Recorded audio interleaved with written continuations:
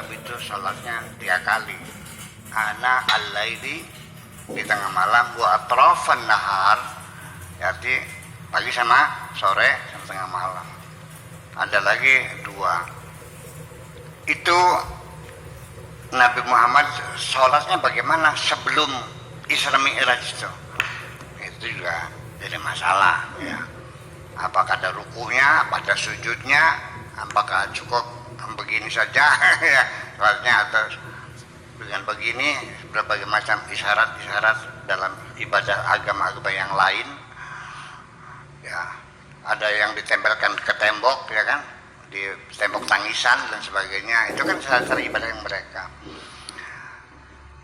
Sampai sekarang orang menyatakan, Nabi mengatakan, "Shollu kama ra'aitumuni usalli." Sholatlah seperti yang kau melihat aku. Siapa yang melihat Rasul sholat langsung? Lalu bercerita, ternyata ini versinya macam-macam. Ya, dari takbirnya saja Pak Agus, ada yang di atas kepala, ada Allahu Akbar jempolnya di atas telinga, ada lagi Allahu Akbar jempolnya di bawah telinga, ada lagi Allahu Akbar tangannya menjelek kipak, ada lagi Allahu Akbar digoyang-goyang. Selesai takbir kemudian ada yang sedekap,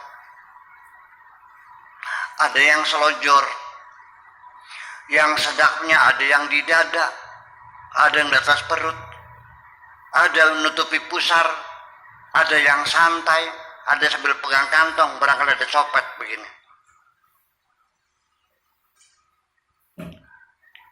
Ada yang baca Fatihah, ada yang tidak baca Fatihah, ada yang baca Fatihah tanpa basmalah, ada yang baca Fatihah dengan basmalahnya, ada yang baca basmalahnya pelan, ada yang keras, ada yang sampai tahiyatnya ada yang digoyang-goyang, ada yang tidak, ada yang asyhadu langsung ngacung, ada yang asyhadu alla ilaha illallah.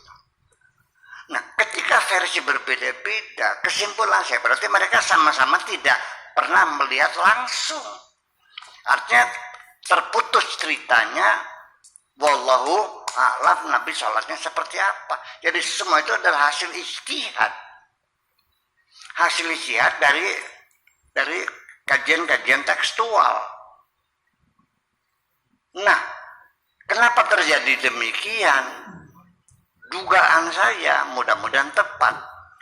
Andaikan Kanjeng Nabi itu selama dia hidup, dia melakukan latihan sholat bersama,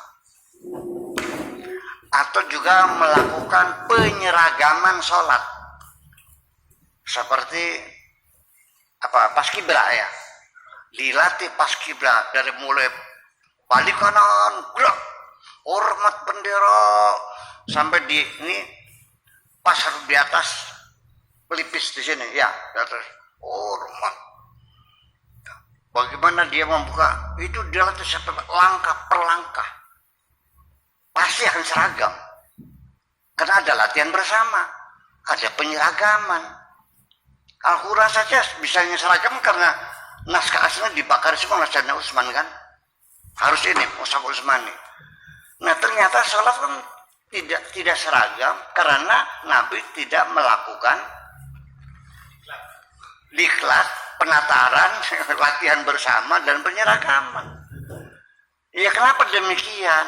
Saya tidak menyalahkan Kanjeng Nabi, malah saya acungkan jempol menjadi Nabi. Nabi ini cerdas banget ini. Andaikan sholat itu diseragamkan, tentu kita akan menghadapi kesulitan.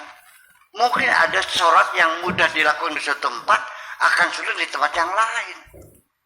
Lah, di sana wudhunya harus pakai air panas, di daerah-daerah Eropa di musim dingin. Di Katulistiwa kita ini nyaman, enak. Bayangkan kalau wudhunya itu diharamkan air panas, wah, fikirnya kan nggak boleh kan air panas kan? Itu kan fikih. Nabi tidak membahas.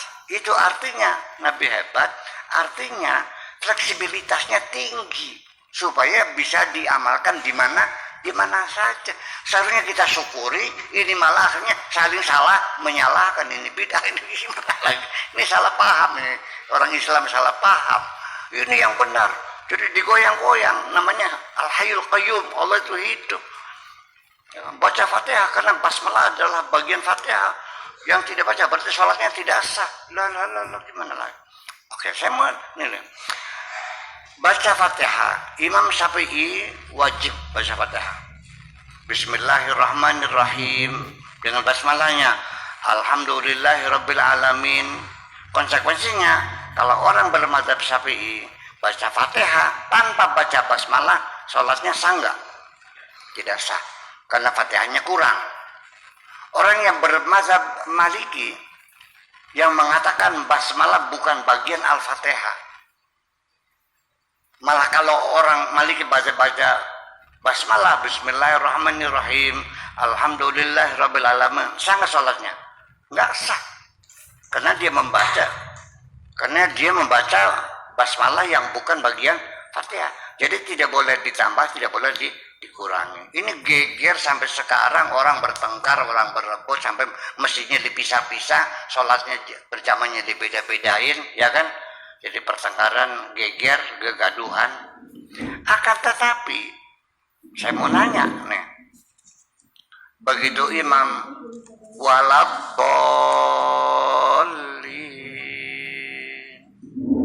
amin, seluruh dunia baca amin. Saya mau nanya, amin bagian Fatihah bukan? Ternyata kan persoalannya. Jadi gimana nih? Amin bukan Fatihah, tidak ada yang membahas basmalah, akhirnya jadi pertengkaran. Nah itu maksud saya, ya sudahlah, Tuhan kita sama, Allah, Nabi kita sama, Muhammad Sallallahu Alaihi Wasallam, kita punya sama. Ya udahlah, jangan bertengkar sih. Bahkan sekedar bertengkar nggak ada masalah. Ini kan saling bunuh membunuh, saling musnah memusnahkan. Korbannya kan kita. Yaman sekarang berdarah-darah. Iya kan? Irak hancur lebur. Syria porak-poranda. Libya pecah belah. Indonesia, Mesir bolak-balik dan sebagainya. Yang membunuh mereka sama umat Islam saling membunuh kok. Kok aneh saya mau gitu sih. Bisa enggak sih itu berhenti bertengkar? Jangan mengklaim bahwa mazhabmu yang paling benar. Sekarang di Indonesia ada orang yang mengatakan aku tidak bermazhab, wah langsung dibully tuh. Betul nggak? Tidak bermazhab. Memangnya Nabi mazhabnya apa? Nah itu persoalannya apa? Jadi kita kembali bahwa agama Islam yang kita terima sekarang ini ada proses peradaban umat Islam, ya kan? Yang pernak-perniknya, seluk-beluknya, antropologinya, sosiologinya, ekonominya, politiknya, semuanya berpengaruh sampai sekarang ini.